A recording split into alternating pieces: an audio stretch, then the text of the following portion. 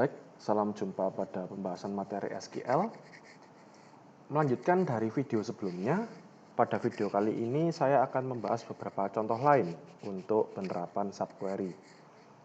Nah, sedikit mengulang dari video sebelumnya, subquery adalah sebuah kemampuan atau bukan fungsi ya, kemampuan ya mungkin dari SQL untuk menyelipkan sebuah query di dalam query lain.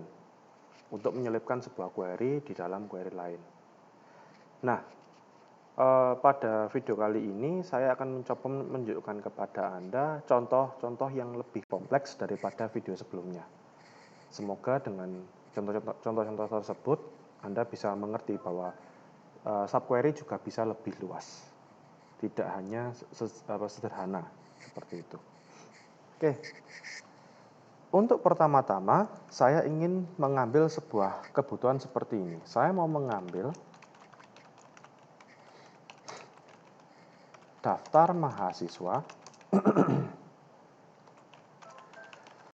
beserta nilai UAS-nya.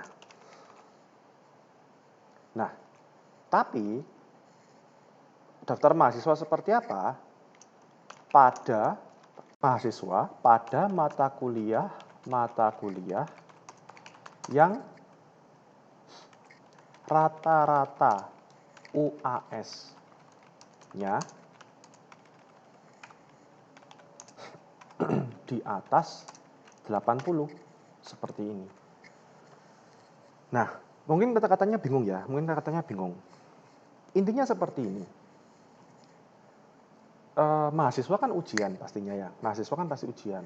Nah, saya mau mencari dulu mata kuliah yang rata-rata UAS mahasiswanya itu 80. Jadi mahasiswa yang rata-rata UAS-nya, mata kuliah yang rata-rata UAS-nya itu di atas 80. Nah, setelah saya tahu mata kuliahnya apa, ya, saya ambil mahasiswanya siapa saja yang membuat rata-ratanya menjadi 80 tersebut. Nah, gitu ya. Jadi ada mata kuliah yang rata-rata UAS-nya di atas 80. Nah, saya mau tahu siapa saja mahasiswa pada mata kuliah tersebut. Seperti itu. Nah, seperti pada video sebelumnya juga, di sini kita harus membagi menjadi kebutuhan-kebutuhan yang kita selesaikan satu persatu lebih dulu. Ya. Kenapa sih kok saya bagi menjadi kebutuhan-kebutuhan? Agar kita lebih mudah membuat subquery-nya nantinya. Kita buat dulu perbagian. Nanti setelah selesai semua bagiannya kita sudah fix, sudah benar, barulah kita jadikan sebuah query yang utuh. Seperti itu. Oke, pertama-tama saya bagi dulu. Yang pertama adalah kita ambil dulu mata kuliah yang rata-rata UAS-nya di atas 80. Nah, setelah kita menemukan mata kuliah ini, yang berikutnya kita ambil apa? Ya, daftar mahasiswa dan nilai UAS-nya pada mata kuliah di atas ya, saya kasih simbol seperti ini. Oke. Nah, kita sudah punya seperti ini kan, sekarang kita buat per kebutuhannya dulu. Pertama, kita ambil yang pertama dulu ya. Mata kuliah yang rata-rata UAS-nya di atas 80. Select.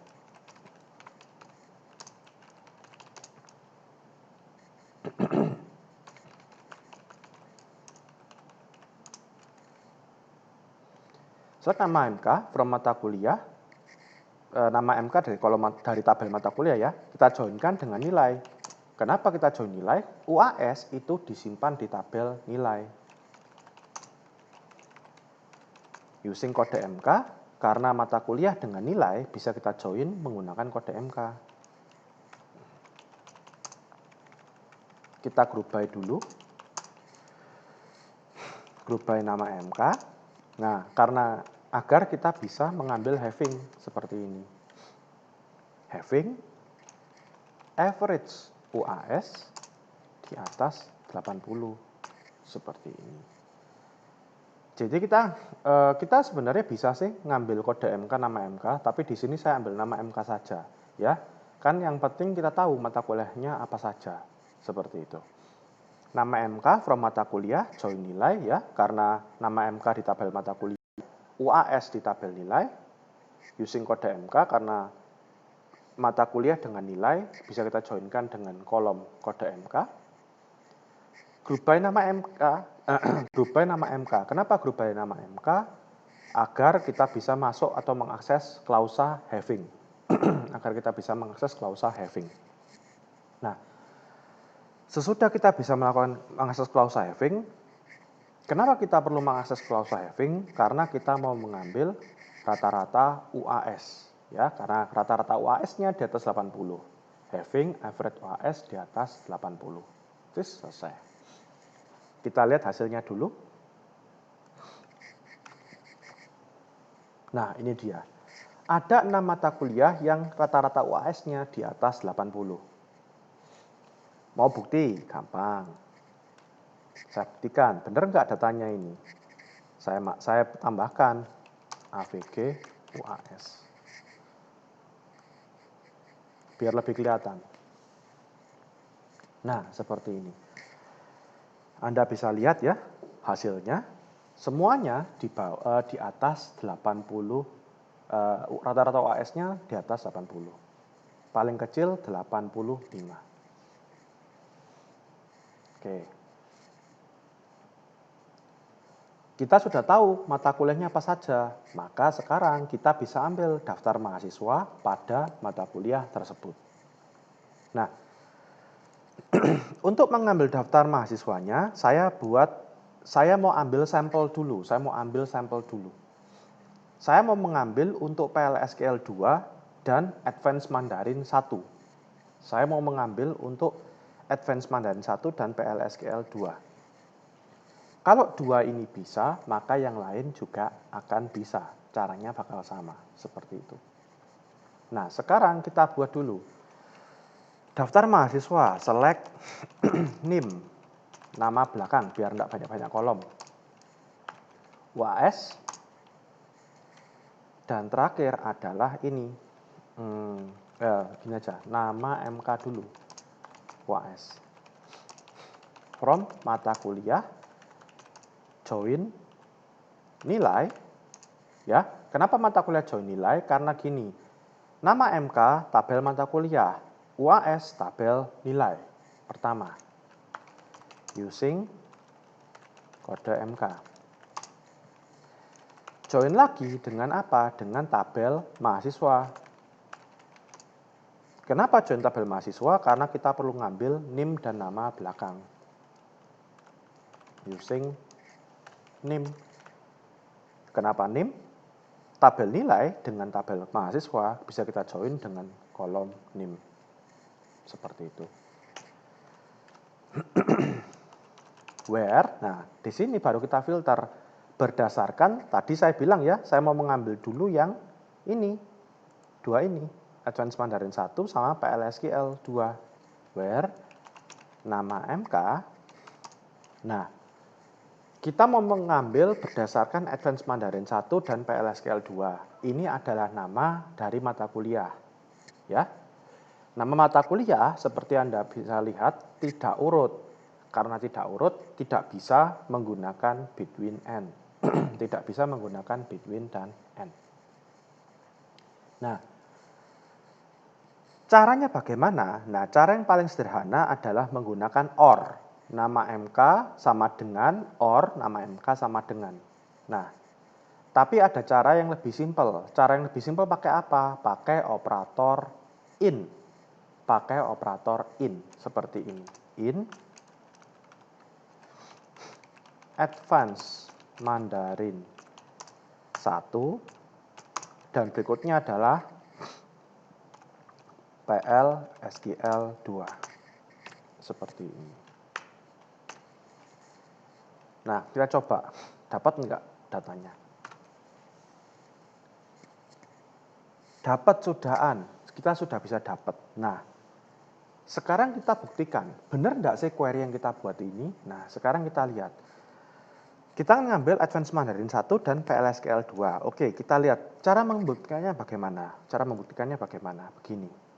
Kita jalankan ini. Advanced Mandarin 1 itu rata-ratanya berapa? Rata-rata UAS-nya berapa? 92,5. 92,5. Ini rata-rata dari Advanced Mandarin 1. Kita coba hitung manual dari query ini. Dari hasil query ini kita coba hitung manual. Hasilnya harus 92,5. Kita hitung manual ya, coba. Nah, Advanced Mandarin 1, oh ini ada 4. Saya coba order by dulu aja, biar lebih enak. Order by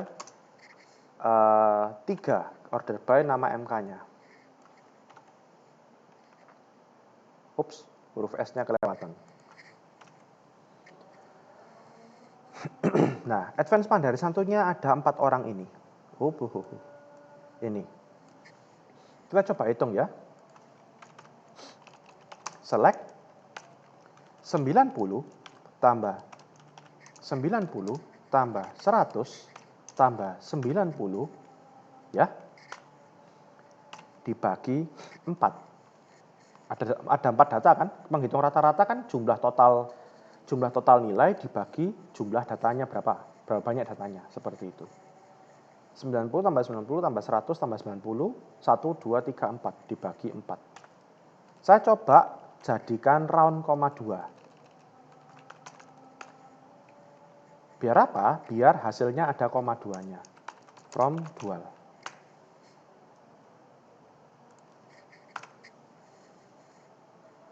(92,5). Maka data untuk Advanced Mandarin 1-nya sudah benar. Berikutnya kita periksa untuk yang PLSQL 2. Saya cek lagi, berapa rata-ratanya PLSQL 2. Rata-rata PLSQL 2 adalah 90. Sekarang kita hitung manual lagi. Ini dia PLSQL 2. Ada 4 data juga, sama. 100, 70, dan terakhir 90. Dibagi 4 lagi, biar apa? Biar sesuai jumlah datanya, 1, 2, 3, dan 4. Kita jalankan. Hasilnya 90. Advanced Mandarin 1, 92,5, cocok. PLSQL 2, 90, cocok. Berarti hasil kita sudah benar. Nah, karena hasil kita sudah benar, tugas kita berikutnya adalah kita menggabungkan query-nya. Karena kita sudah membuktikan benar.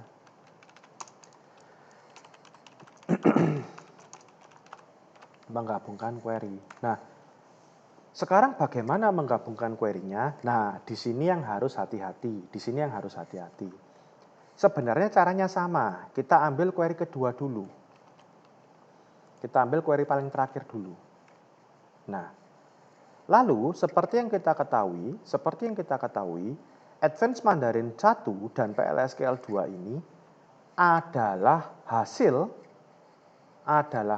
dari query pertama. Maka ini kita hapus, kita ganti dengan query pertama.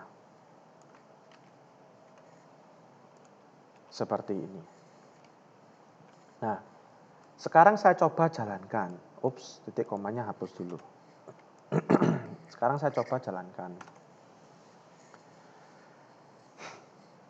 Anda lihat hasilnya error, too many value. Kenapa too many value seperti ini? Begini. Penyebabnya sederhana. Pada query pertama, query luarnya, query outernya, kondisinya apa? Pada query yang paling luar, kondisinya adalah where nama MK in. Nah, query outernya ini kan membaca dari hasil query innernya atau query dalamnya. Nah, query dalamnya hasilnya apa? Select nama MK sampai nama MK dan rata-rata UAS. Nama MK dan rata-rata UAS. Nah, hasilnya kan tidak, kolomnya dengan hasil yang digunakan untuk kondisi berbeda.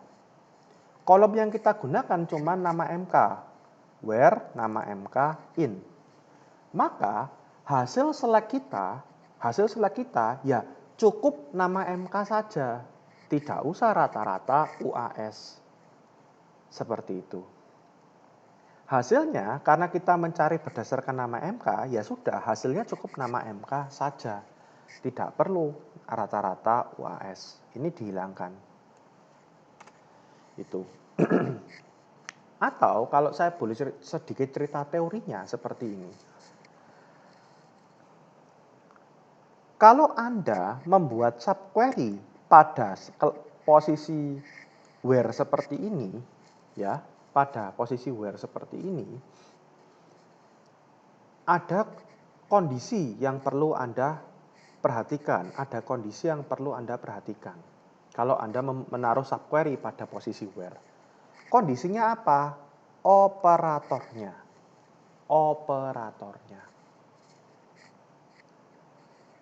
Kalau operator Anda menggunakan sama dengan, misal saya ganti sama dengan seperti ini, maka hasil subquery ini harus satu baris, satu kolom.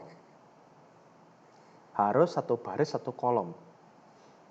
Kalau Anda menggunakan sama dengan, lebih besar, lebih kecil, kurang dari sama dengan, lebih dari sama dengan, itu hasil dari subquery-nya harus satu baris, satu kolom. Tapi kalau Anda menggunakan in, maka hasil subquery-nya adalah n baris, bisa banyak baris ya, n baris, tapi satu kolom. Nah, kalau Anda bingung dengan penjelasan saya ini, anggaplah seperti ini. Kalau Anda memeriksa hanya nama MK-nya saja, seperti ini, where nama MK in, maka hasil di sini juga pastikan kembalikan nama MK. Pastikan kembalikan nama MK. Ya, jangan nama yang lain. Seperti itu. Nah, itu penjelasan sederhana saja. Jadi kolomnya apa, nilainya harus menyesuaikan dengan kolomnya. Seperti itu. Oke, saya coba jalankan lagi query yang kedua ini, query gabungannya. Nah, Anda bisa lihat ini sudah sesuai. Ada berapa macam tadi? Saya lupa. Ups, aduh, saya sering lupa huruf S-nya. Ada 6 macam mata kuliah. Ada 6 macam mata kuliah yang yang rata-rata UAS-nya di atas 80. Ada 6 macam. Sebentar, saya mau cek sebentar. Oke, masih jalan rekamannya. Nah, maka hasil query gabungannya ini juga harus ada 6 macam mata kuliah. 1, 2, 3, 4, 5, 6. Hasilnya sudah benar. Dari sisi rata-ratanya pun tadi juga sudah kita coba hitung. Hasilnya pun sudah benar, meskipun belum di-join. Seperti itu. Tapi tadi sudah kita coba hitung, sudah benar di query yang kedua ini. Apakah kita perlu hitung lagi? Ya, Anda silakan hitung sendiri. Tapi kok saya yakin ini, hasil query ini, jika Anda bandingkan dengan hasilnya ini, 200% sudah benar. 200% sudah benar. Seperti itu. Oke. Ini contoh yang pertama. Sekarang saya akan beralih ke contoh berikutnya. Di contoh berikutnya saya coba membuat yang lebih kompleks. Nah, di contoh berikutnya ini saya akan mencoba membuat kebutuhan yang lebih kompleks, yaitu apa?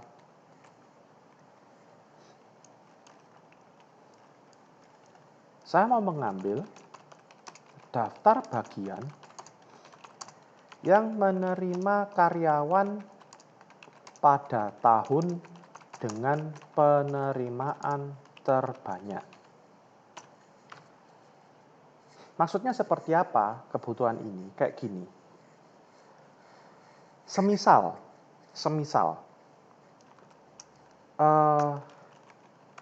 perusahaan, ini example ya, perusahaan sudah berjalan 2 tahun. 3 tahun, segini 3 tahun. Pada tahun pertama, tahun 1, ada 10 karyawan diterima. Ada 10 karyawan masuk. Pada tahun kedua, ada 15 karyawan masuk. Pada tahun ketiga, ada 8 karyawan masuk. Nah, berarti dalam 3 tahun perusahaan berjalan, perusahaan menerima 15 orang karyawan, menerima paling banyak 15 orang karyawan dalam 1 tahun. Ya. Dari data ini kita bisa melihat bahwa selama 3 tahun perusahaan berjalan, perusahaan menerima paling banyak 15 orang dalam 1 tahun. Seperti itu. Nah, dari 15 karyawan yang masuk ini, bagian apa saja yang menerima? Jadi 15 orang ini masuk ke bagian apa saja? Itu yang kita cari tahu. Ya, saya ulang lagi untuk terakhir kalinya. Selama perusahaan berjalan, berdasarkan kondisi ini, perusahaan menerima paling banyak 15 orang dalam 1 tahun. Nah, 15 orang ini masuk ke bagian apa saja? Itu yang menjadi kebutuhan kita. Seperti itu. Nah, sekarang saya coba bagi dulu kebutuhannya. Nah, kebutuhannya apa saja? Nah, tentu saja kebutuhannya ada beberapa. Pertama-tama kita harus mengambil dulu.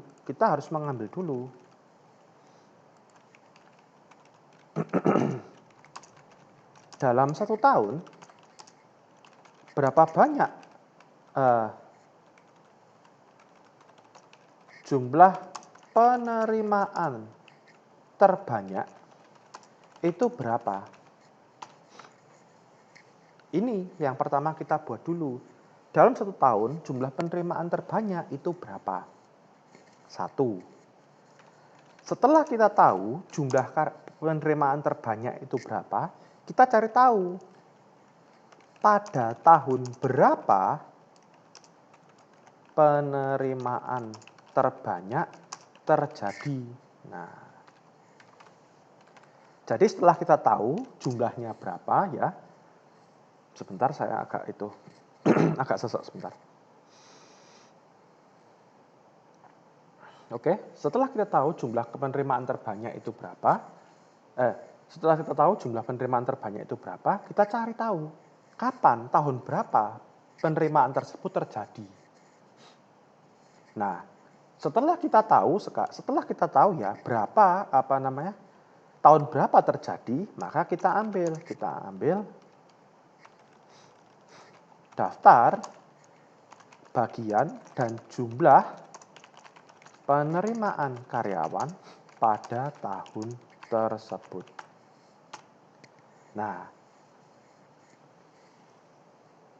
dari video sebelumnya dan sampai pada contoh sebelum kasus ini, sebelum kebutuhan ini, contoh pertama tadi ya, saya hanya membagi kebutuhan menjadi 2 kebutuhan. Paling banyak itu 2 kebutuhan.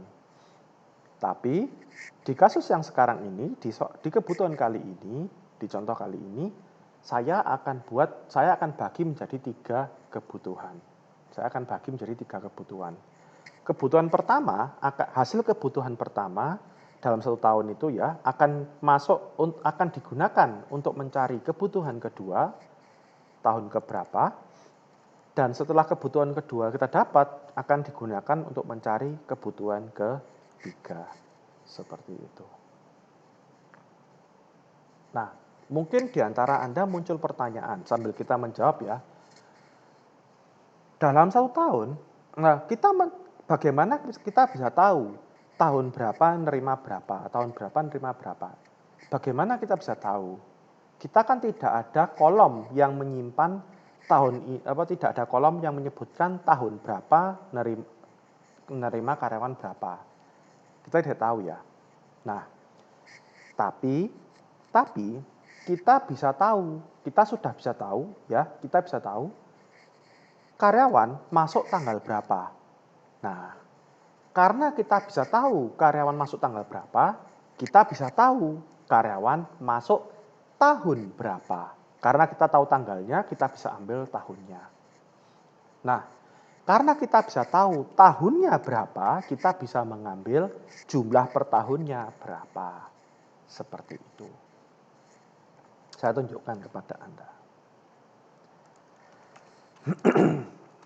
Select, count, employee ID. Karena kita ngomong jumlah penerimaan karyawan.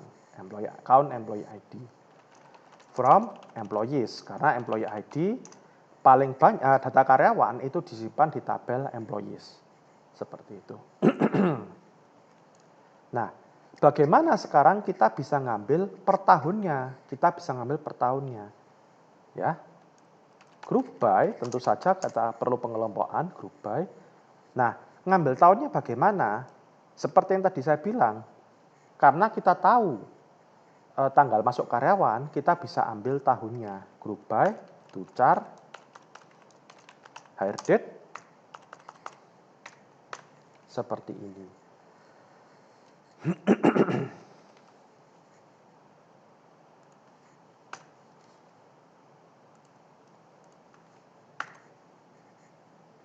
Nah, itu adalah jumlah per tahunnya. Jumlah per tahunnya. Ini adalah jumlah per tahunnya. Jadi pada tahun tertentu merekrut 6 orang, pada tahun tertentu merekrut 29 orang, pada tahun tertentu merekrut 19 orang, dan seterusnya. Pak, tahunnya tidak kelihatan. Oke, kita tampilkan tahunnya dulu. Tapi catatan ya, sebagai catatan, nanti kalau kita perlu ngambil yang terbanyak, tahun ini harus hilang. Karena kita perlu mengambil yang terbanyak, tahun ini harus hilang. Tucar, saya copy saja biar cepat ya.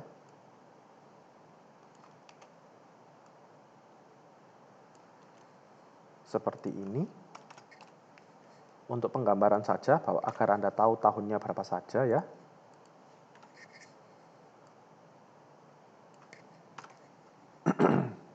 Nah, ini dia tahunnya. Kalau dari data ini ya, sebenarnya kita bisa melihat bahwa tahun terbanyak itu adalah tahun 2005 dengan 29 karyawan. Ini kita sudah bisa melihat sebenarnya. Tapi ya, kalau dengan query seperti ini, kita hanya mendapat per tahunnya berapa. Bukan yang terbanyak berapa. Beda ya, beda. Ini adalah hasil per tahunnya. Kita belum bilang yang paling banyak berapa toh, belum.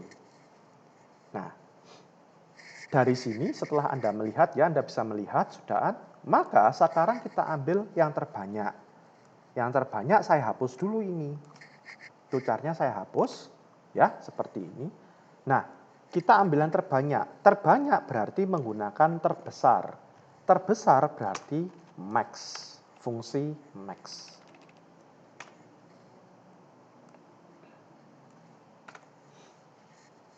Nah, kita dapat dalam 1 tahun jumlah penerimaan terbanyak pada perusahaan adalah 29 orang. Adalah 29 orang. Nah, sekarang setelah kita tahu 29 orang ini, kita mencari kebutuhan keduanya. Pada tahun berapa 29 orang ini terjadi? Nah, Kalau Anda melihat hasil yang tadi, sebelum saya mengquery ini, Anda sudah tahu sebenarnya tahun 2005. Tahun 2005. Maka ya, kalau kebutuhan kedua ini kita jawab dan query kita benar, hasil dari query tersebut harus 2005. Hasil dari query tersebut harus tahun 2005. Kita buktikan sekarang. Kita buat query-nya. Nah, query yang kedua ini sebenarnya mirip dengan query pertama. Kita ambil tahunnya. Select to chart hire date Y4 kali from employees. Nah, mirip kan dengan query yang pertama tadi? Tapi di sini saya group by, tetap group by seperti ini. Group by tahunnya. Maaf, saya hapus dulu group by-nya yang pertama.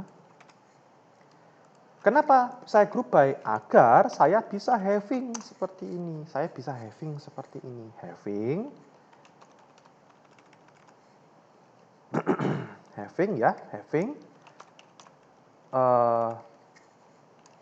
count employee ID sama dengan tadi berapa hasil yang terbanyak? 29. Maka kita masukkan 29.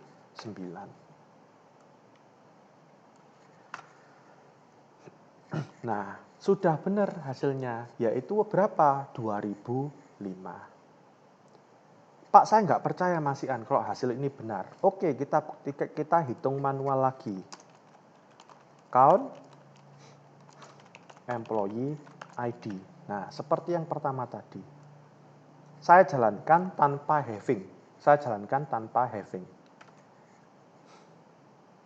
Nah, Anda lihat sekarang hasilnya. Yang paling banyak mana di antara ini? 29.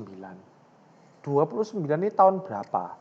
2005. Sudah benar.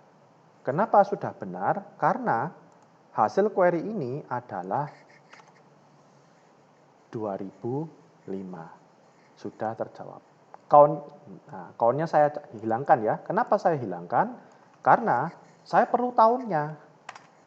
Saya perlu tahunnya saja.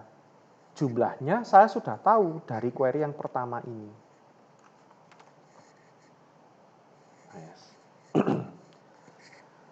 Dari hasil query pertama, kita gunakan untuk mencari query kedua. 29 sudah kita gunakan. Kita dapat tahunnya sudahan. Dari tahun ini kita gunakan untuk mencari daftar bagian dan jumlah penerimaan karyawannya. Bagaimana sekarang query-nya? Sama. Select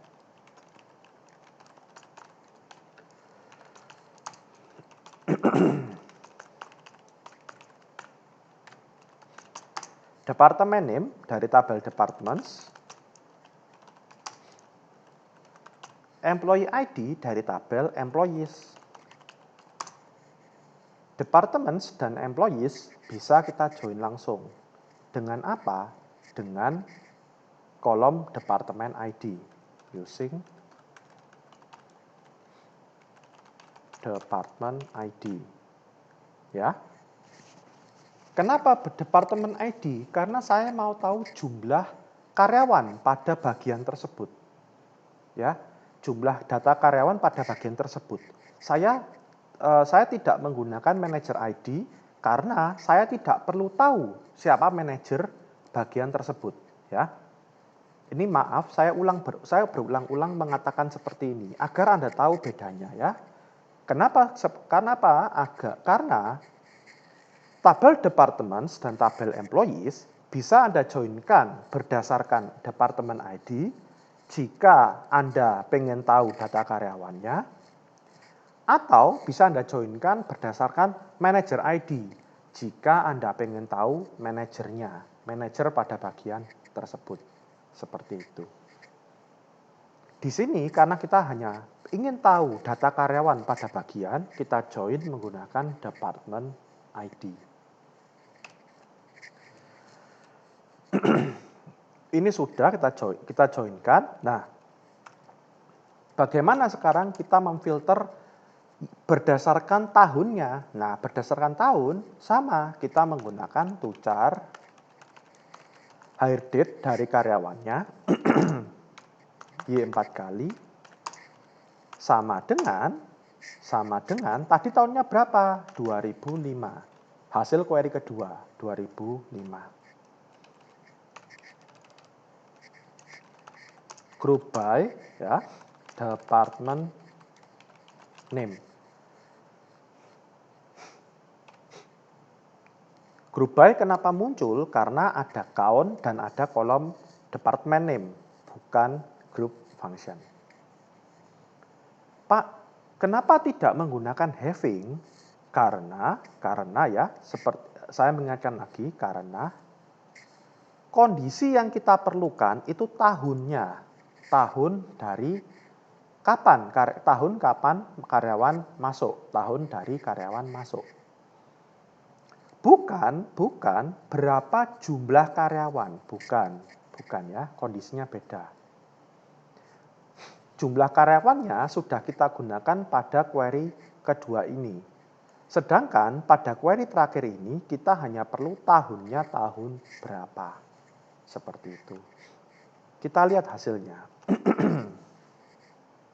Nah, ini adalah hasilnya, yaitu eksekutif menerima 1 orang, IT menerima 1 orang, purchasing menerima 2 orang, dan seterusnya.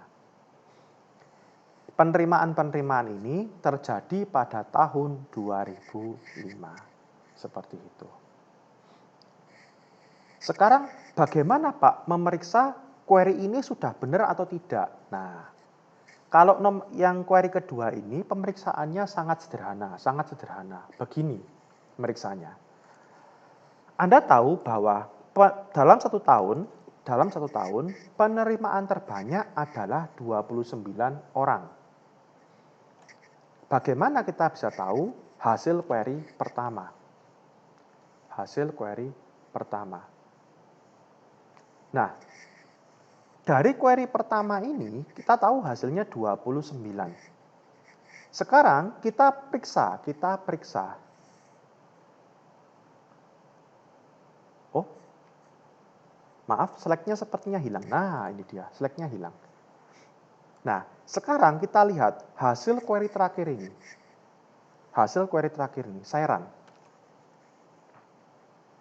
Nah, hasil ini coba kita hitung.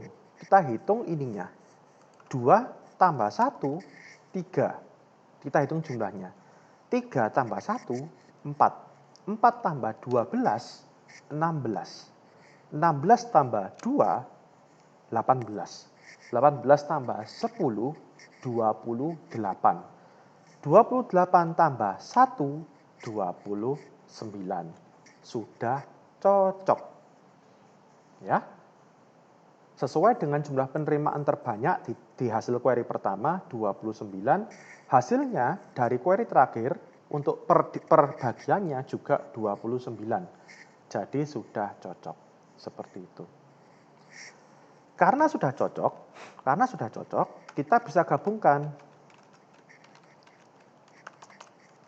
Nah, sama seperti tadi, kita ambil query pertama. Kita ambil query terakhirnya dulu. Seperti ini. Nah, 2005 ini kan hasil query kedua. Ya, 2005 adalah hasil query kedua. Kita ganti, kita masukkan query keduanya. Ini kita kasih kurung buka kurung tutup, kita masukkan query keduanya.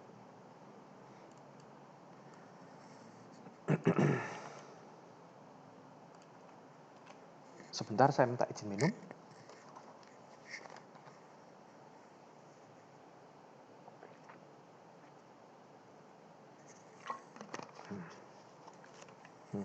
Badan saya tiba-tiba getar. Kita masukkan query keduanya. Select tucar hire date ya. Karena kita butuhnya tahun, maka hasil subquery-nya juga cukup tahun seperti ini. Nah, pada query kedua ini kan ada hasil 29. 29 ini adalah hasil query pertama. Sama, kita ganti juga. Kita kurung buka kurung tutup ya. Kita masukkan query pertamanya. Nah,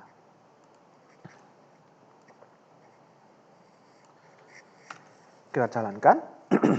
Nah, hasilnya masih sama, berarti penggabungan query kita sudah berhasil. Penggabungan query kita sudah berhasil. Kita ambil dulu tahunnya, tahun paling besar. Jumlah penerimaan paling banyak dalam 1 tahun. Kita ambil dulu di query ini. Nah, dari jumlah penerimaan terbanyak ini, kita ambil tahun berapa penerimaan ini terjadi dari query ini. Sudah dapat tahunnya kan? Yang tadi 2005, kita ambil daftar karyawannya pada daftar bagian yang menerima pada tahun tersebut. Query paling luar. Hasilnya seperti Anda lihat ketika saya jalankan sama, yaitu 29. Ini ya. 2 tambah 1 tambah 1 tambah 12 dan seterusnya. Oke. Pada contoh kedua ini Anda juga sudah bisa melihat bahwa subquery juga bisa kita buat 3 lapis seperti ini. Ini adalah lapisan pertamanya. Ini lapisan pertama ya. Ini lapisan kedua. Lalu paling luar ini adalah lapisan ketiga. Seperti itu. Oke. Saya sebenarnya memiliki contoh satu lagi. Tetapi begini, ketika saya mencoba merekam dengan 3 contoh, saya minta maaf videonya jadi sangat panjang, jadi 1 jam sendiri. Ini saja kalau saya cek ya, video ini sudah 42 menit. Ya, sudah 42 menit. Saya minta maaf, untuk video kali ini, saya menggunakan 2 contoh ini saja. Ya, 2 contoh ini saja. Kembali lagi saya ingatkan bahwa inti dari subquery adalah Anda perlu memilah-milah dulu, Anda perlu memecah-mecah dulu kebutuhan Anda ini menjadi beberapa bagian. Agar apa? Agar Anda tahu mana yang dikerjakan duluan, setelah dikerjakan ini mana yang dikerjakan berikutnya, dan berikutnya sampai query-nya selesai, sampai kebutuhannya terjawab. Jadi Anda perlu membagi-bagi untuk mengetahui urutan pengerjaan dari query Anda. Kalau Anda sudah paham dengan subquery, Anda bisa langsung otomatis. Tidak perlu Anda mecah-mecah seperti itu. Bisa. Tapi untuk mempermudah, tips dari saya adalah pecahlah dulu. Pecahlah dulu menjadi bagian-bagian dari kebutuhannya. Dari situ Anda buat satu persatu. Setelah Anda buat satu persatu, baru Anda gabungkan. Itu lebih mudah. Itu salah satu tips dari saya. Saya sendiri juga masih menerapkan ketika saya bingung dengan kebutuhannya apa. Kayak gitu. Oke. Semoga video kali ini bisa membantu Anda dalam pembelajaran Anda mempelajari subquery ya, dan secara besarnya adalah dalam pembelajaran Anda SQL. Terima kasih atas perhatian Anda dan sampai jumpa pada video berikutnya.